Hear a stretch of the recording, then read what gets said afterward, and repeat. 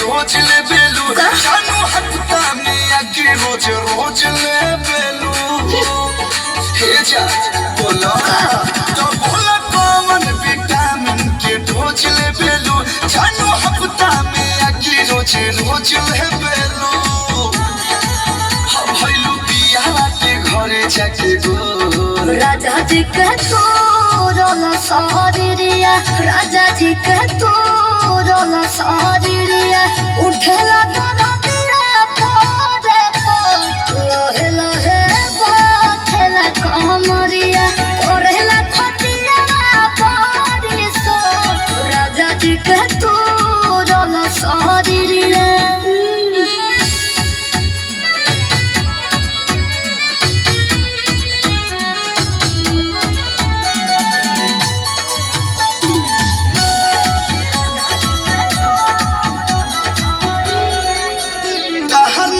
बड़ी न खड़ा रहे हमर सोने जवानी तहर खड़ा रहे काहो जा मन भेलो खरो तवा को हचु मलक बथवा को नचता से बनावा में मोह राजा जी के तोरल सारिया राजा जी के तोरल सारिया उठला दरदिया पोरे लोहे लोहे बाथला कमरिया ओरेला खटिया परिसो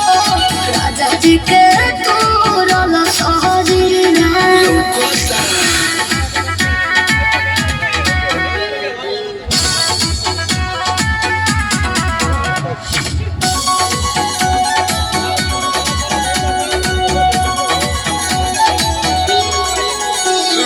सोया के सोने तू सेज कर लू किया तवारो के प्यार पर हेज कर लू खुल के बोला सुनो जो मजा पिया बस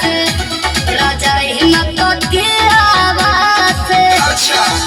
तो कोलू पूछे बाबू होई बोला रे को राजा जी के तोरल सारिया राजा जी के तोरल सारिया उठला दरदिया पोरे